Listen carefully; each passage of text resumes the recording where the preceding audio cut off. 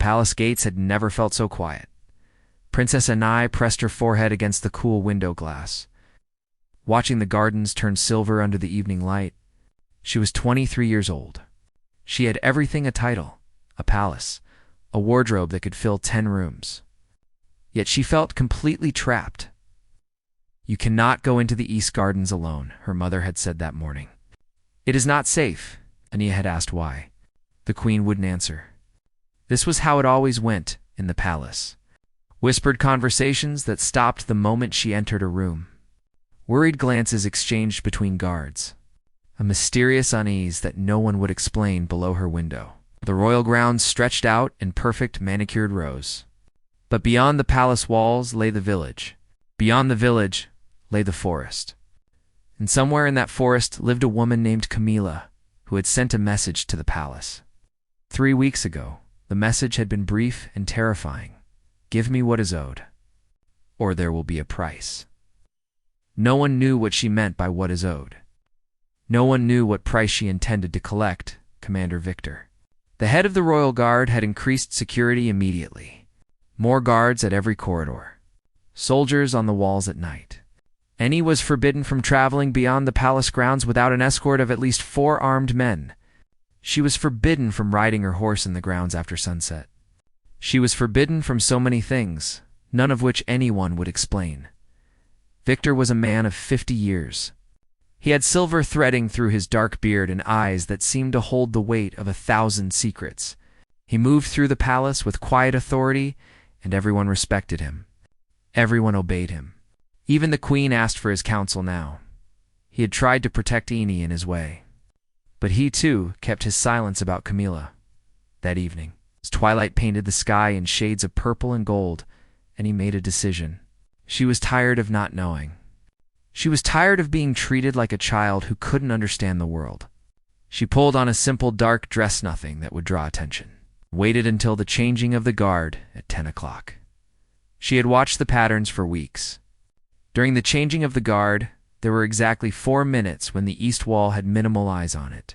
For minutes, when she could slip through the servants' gate and into the gardens.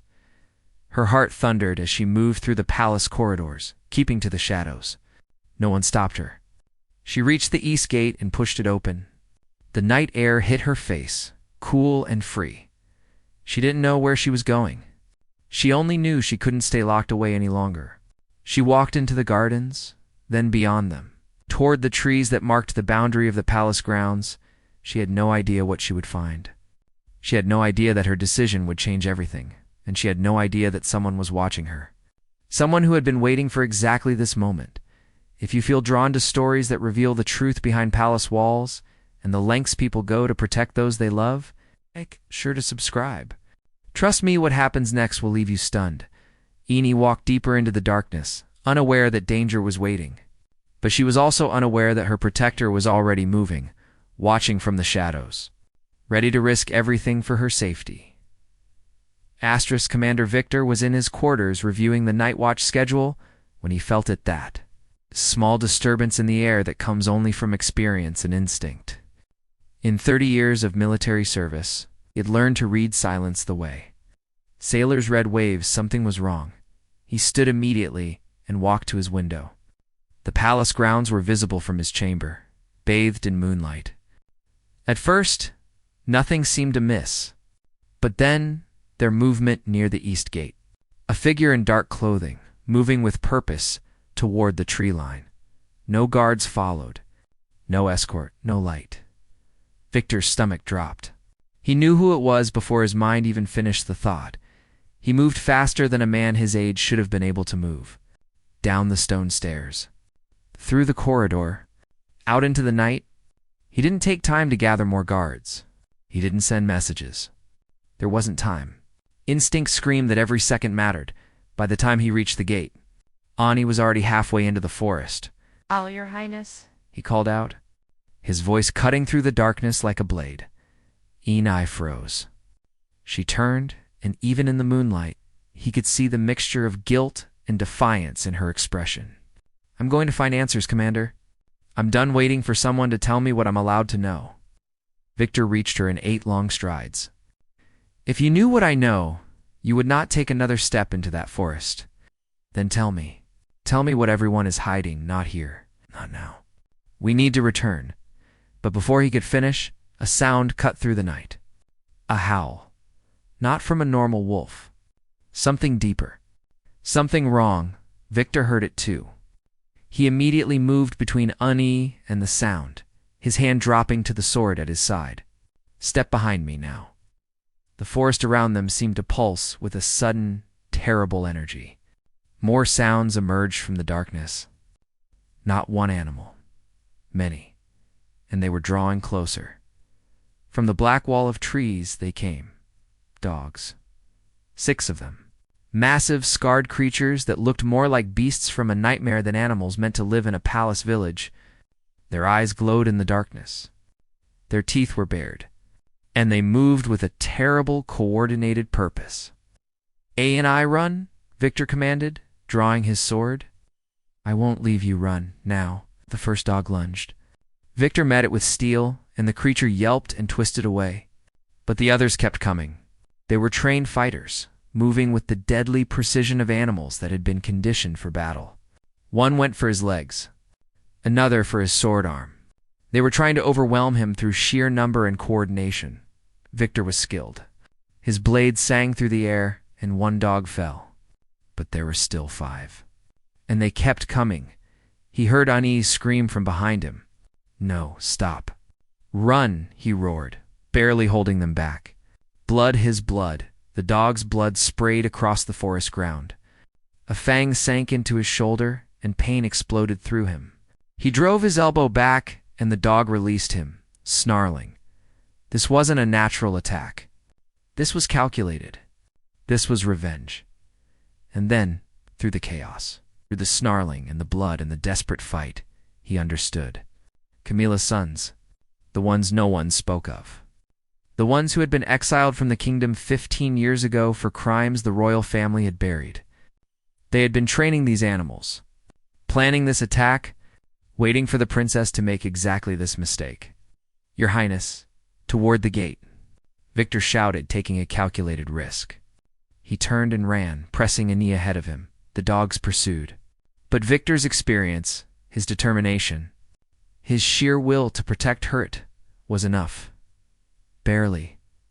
They made it back to the palace grounds just as the guards finally responded to the commotion. Ine collapsed to her knees, her breath coming in ragged gasps. Victor fell beside her, blood soaking his sleeve, his breathing heavy. You could have died, he said quietly. We could have died, Ani replied. Victor looked at her then, really looked at her. And for the first time, he realized she was ready to know the truth. All of it. The story of why Camilla hated the royal family. The secrets that had been buried for years. The choice that had led to exile into this moment here in the blood-soaked dust at the palace gate. The infirmary smelled of herbs and old pain. Candles flickered against the stone walls as the physicians worked on Victor's wounds. The bite on his shoulder was the deepest concern. Those were wild animals. An infection was a serious threat. His arm bled from 3 gashes. His ribs bore the marks of teeth that had found the spaces between armor. But he refused to rest. He refused opium for the pain. He insisted on speaking with Ni. The queen wanted him removed from duty immediately. But Victor invoked an old right, one rarely used. As head of the royal guard, he could demand an audience with the crown in matters of security. And this, he said, was a matter that could not wait. Ine came to him an hour later, just as dawn was breaking. She was still in her dark traveling dress, and her eyes were red from crying. But there was something hardened in her gaze now. Something that had shifted when she'd watched a man nearly die defending her. Tell me, she said simply. Victor sat up slowly, wincing. A physician tried to stop him, but he waved her away. 15 years ago, he began, your father was not yet king? He was a prince, preparing to rule. There was a woman in the village, a healer named Alina. Your father loved her. Not like a prince loves a peasant woman. He loved her truly. He wanted to make her his wife. Ani's eyes widened. Father never spoke of. I didn't know. If you do.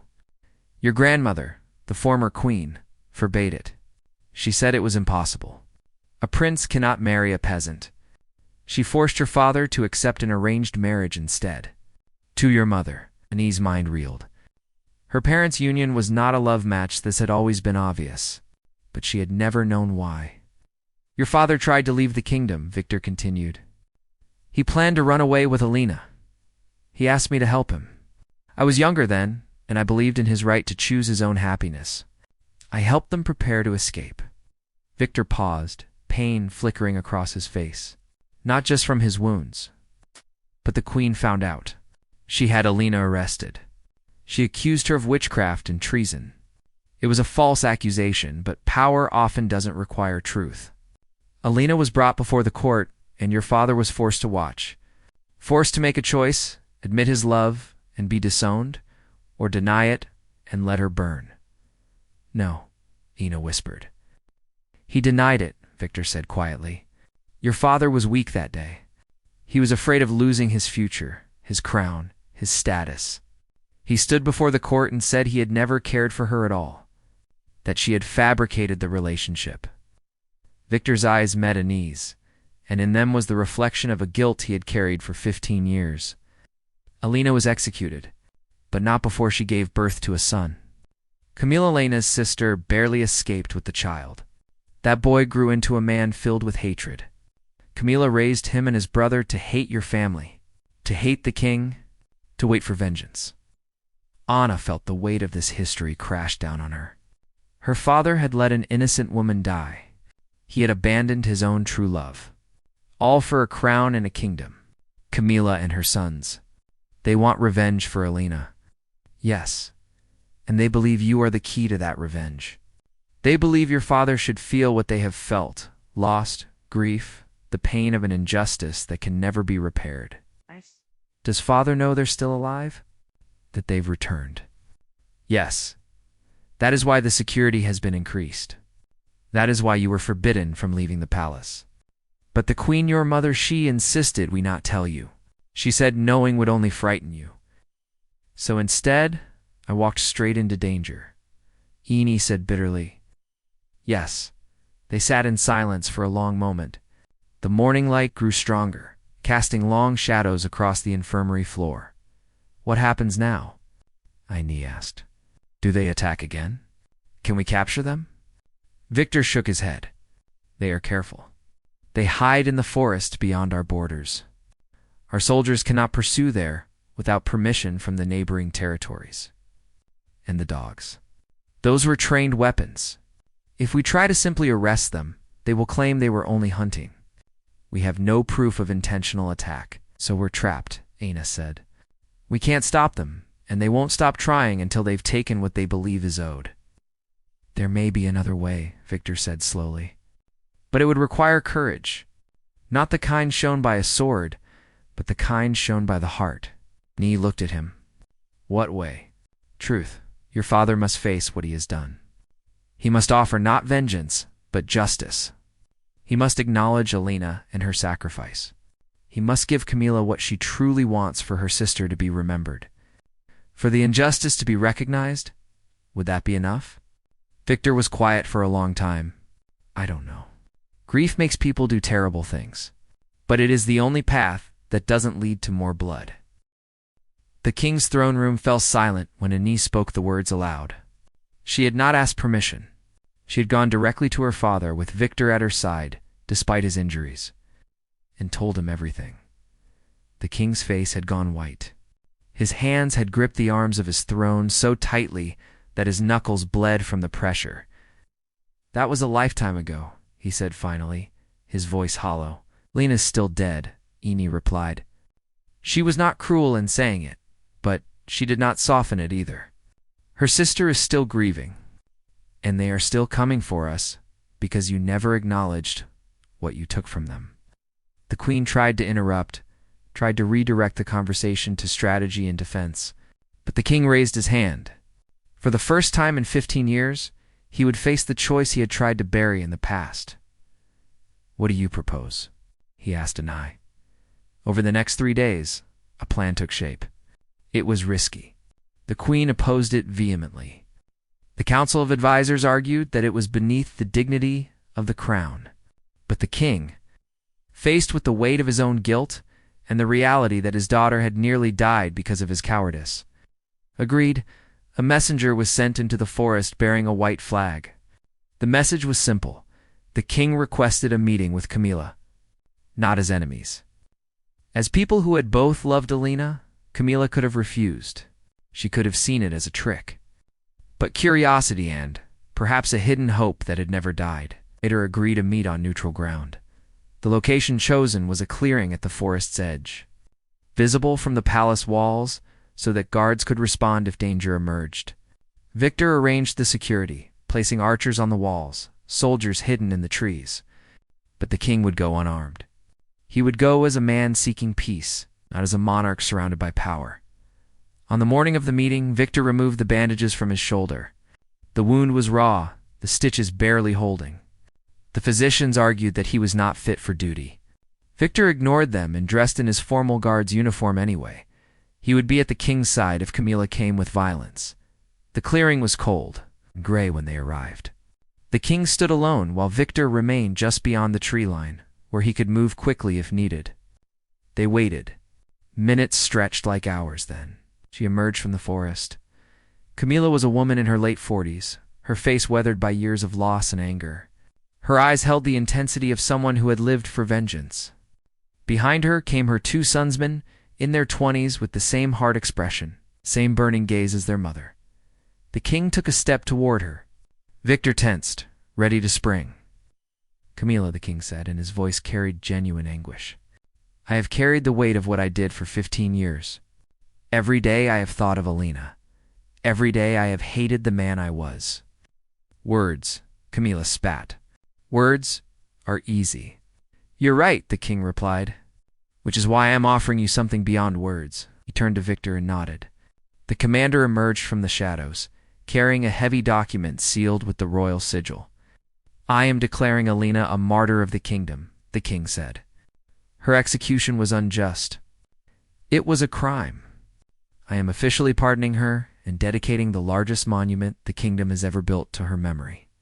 Her name will be taught in every school. Her sacrifice will never be forgotten. And I am establishing a fund in her name money to help the poor and the sick in this territory as she would have done had she lived." Camilla took the document with trembling hands. As she read it, Victor saw something shift in her face. The lines of anger softened. Tears began to fall. "Is this real?" she whispered. "As real as anything I can offer," the king said. "I cannot bring Alina back. I cannot undo what happened, but I can ensure that the world knows the truth of who she was and what she meant." For a moment, there was complete silence in the clearing. Only the wind moved through the trees. Then Camilla's son stepped forward. For an instant, Victor's hand flew to his sword, certain that violence was coming. But the young man simply knelt before the king. "I have hated you my entire life," he said, his voice breaking. "I was born from anger and raised by it. I trained those dogs to hurt. I planned to take the princess because I thought it would bring justice. But I never knew my aunt. I only knew the story my mother told. Seeing you here, understanding what you have done, it changes something inside me." The second son kneeled as well. Then, slowly, Camilla lowered herself to one knee. "Alina would not have wanted this hatred," Camilla said. "She was kind. She was good. Somewhere in all my grief, I forgot that. I forgot what she would have wanted. I became the very darkness she fought against." Victor felt tears on his own face as he watched the scene unfold. This was not the ending of a threat. This was the ending of a curse that had been poisoning the kingdom for 15 years. The king reached down and took Camilla's hand, raising her up. "Forgive me," he said. "I forgive you," she replied. "Can you forgive me for trying to hurt your daughter?" "There is nothing to forgive. You were trying to heal a wound I created." Over the following weeks, the monument to Alina was constructed in the palace courtyard. Camilla and her sons attended the dedication ceremony. The queen watched with complicated emotions playing across her face. But she said nothing and did not interfere. Ani stood beside her father as the statue of Alina was unveiled, a beautiful woman with her hands open in an expression of offering and compassion. exactly as Ani imagined she must have been. Victor stood at the palace gates, watching the sun set over the kingdom. 3 months had passed since the attack in the forest. His shoulders still ached when the weather turned cold, but the wound had healed well enough. The real healing had been deeper than flesh. He had seen a kingdom transformed by one act of honest reckoning. The king had not gained forgiveness through force or denial. He had gained it through acknowledgement and genuine change. It was a lesson that Victor had carried through his entire career in military service. But never had he seen it demonstrated so powerfully. Camilla had chosen to stay in the kingdom. She established a sanctuary for injured and orphaned children. Using the funds from the memorial to Alina, her sons worked beside her, their anger transmuted into purpose and compassion. They were no longer the men they had been. Neither were they the men they might have become if vengeance had consumed them. Aina often visited the sanctuary. She would bring supplies and sit with the children. She had changed too. The sheltered princess had become someone more substantial, more understanding of the world's complexity and pain. One evening, she found Victor in his quarters preparing his weapons for the night watch. "I wanted to thank you," she said simply. Victor looked up from the blade he was polishing. "Your Highness? There is no need. It was my duty. It was more than duty," Ani replied. "You taught my father something that perhaps I could not have. You showed him by your own silence and your own burden that keeping secrets destroys people. That truth, however painful, is always better than lies." "I had kept my silence for 15 years, Victor said quietly. "I was complicit in the cover-up because I was afraid. Afraid of losing my position, my reputation, my place in this kingdom. When I finally chose to speak, it felt like I was betraying myself. But it was the only way forward. Did you ever speak with the king about your role in all this? About helping Alina escape? About being part of the plan?" Victor smiled slightly. "Yes, he has forgiven me. More importantly, I have forgiven myself." Ani sat down beside him. "I have made a decision, Commander. I am going to study justice and law. I want to work with Camilla to ensure that more people like Alina are not forgotten. I want to change the systems that allowed such an injustice to happen." Victor saw the strength in her. She would be a formidable queen someday.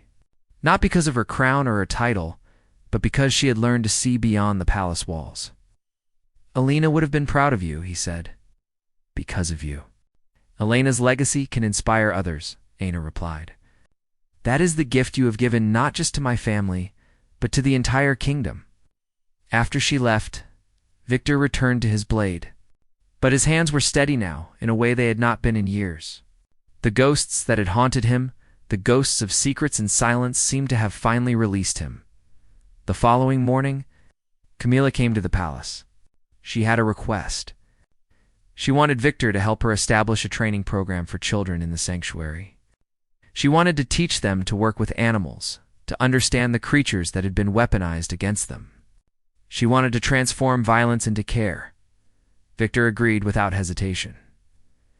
Over the next year, the sanctuary became known throughout the kingdom.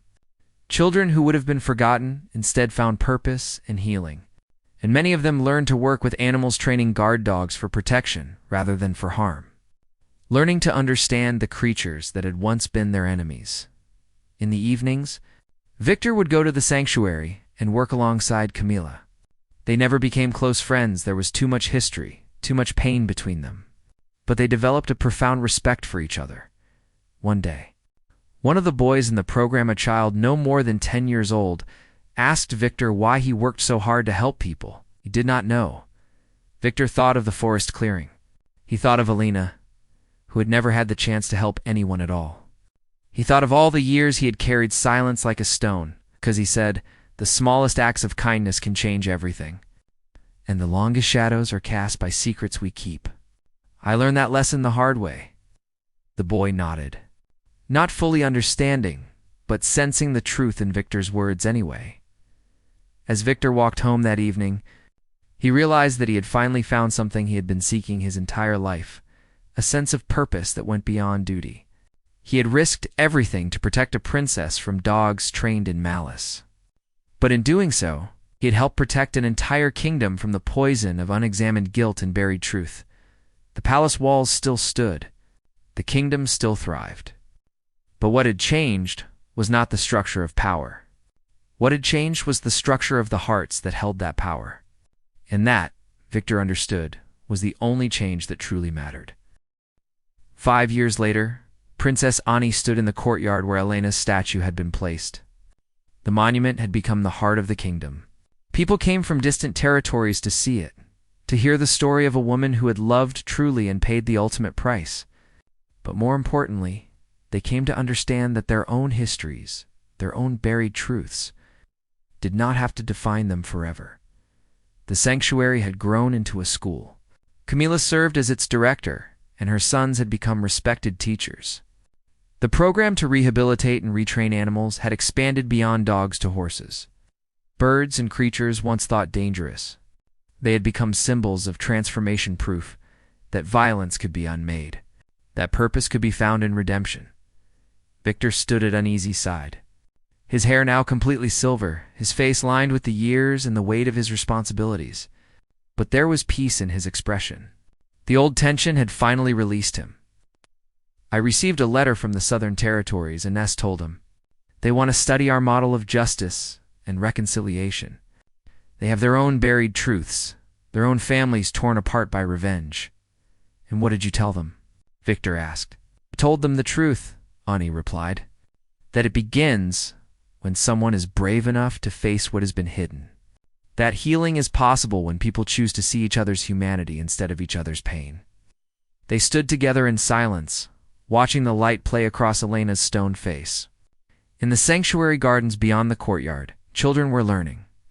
In the stables, the dogs that had once been trained for violence were being trained for rescue and protection. In the kingdom's halls of justice, new laws were being written based on principles of restoration rather than punishment. None of this would have happened if Ani had not walked into the forest that night. None of this would have happened if Victor had not been willing to tell the truth. And none of this would have existed if the king had not, finally, been forced to face the consequences of his own silence and complicity. The night before Ani's coronation, she would soon become queen, she visited Victor in his private chamber. He was preparing to retire from his position as commander. The palace had a new guard captain now, younger and trained in the methods Victor had pioneered. But the old commander would remain as an advisor, and he would continue his work at the sanctuary. "I want to give you something," Ani said, presenting a sealed letter. Victor opened it carefully. Inside was a full pardon for his role in helping Elena escape 15 years ago. More than that, it was an official acknowledgement of his loyalty and his moral courage in finally speaking the truth. "You don't owe me this," he said quietly. "I don't." I agreed. "But my father wanted you to have it." He said that history should remember not just the mistakes people make, but the courage it takes to stop repeating them. Victor held the letter with both hands, and for the first time in many years, he wept. Not from sadness, but from the profound release of being truly seen. He had spent half his life in shadow. Finally, he could step into the light. The coronation ceremony took place on a clear spring morning. The entire kingdom celebrated. But what struck everyone who witnessed it was the moment when Ani placed her hand on the sword of state and took her oath. She spoke of justice and compassion. She spoke of the danger of silence and the power of truth. She spoke of Elena, naming the woman explicitly, ensuring that everyone understood the foundation on which this new reign would be built. In the crowd, Camilla stood with her sons, tears streaming down her face. The pain of losing her sister would never completely disappear, but it had been transformed. It had become something that created rather than destroyed. Victor stood in full uniform one last time, and as Aine rose as queen, he bowed not to the crown she wore, but to the strength she had inherited not from her father's power, but from her mother's patience, and from the lessons written in blood and heartbreak. When the ceremony ended, and Ani descended from the throne, one of her first acts was to appoint Victor as director of the Royal Commission on Justice and Restoration. He would spend his remaining years building a system that other kingdoms could follow, a system that understood that the greatest threats are not always external. Sometimes they come from within, from the secrets we keep and the truths we refuse to speak. As the sun set on Anie's coronation day, Victor walked through the palace gardens one final time as a guard. Tomorrow, he would begin his new work. Tomorrow, he would help build something that had never existed before in the kingdom's long history, true accountability. But tonight, he stood at the gates and looked out at the land he had spent his life protecting, the forest where the dogs had attacked, the village beyond, the territories that stretched into distant mist. And he understood something fundamental that had taken him a lifetime to learn. A commander protects the walls of a kingdom, but a truth-teller can protect its soul. Elena's statue gleamed in the twilight, her stone face forever looking toward a future that she would never see. But because of her, because of Camilla's refusal to let her sister's memory fade, and because of one guard's decision to finally break his silence, a kingdom had been transformed. The princess had walked into the forest seeking answers. What she had found was not a battle, but a reckoning. Not a victory, but a reconciliation. And it had saved not just her life, but the very heart of the kingdom itself. This is the story that echoes through the palace halls now. Not as a tale of danger and heroism, though there was both, but as a story of what becomes possible when we choose truth over comfort, when we choose to see the humanity in those we oppose, when we find the courage to say the words that change everything. I was wrong, and I want to make it right.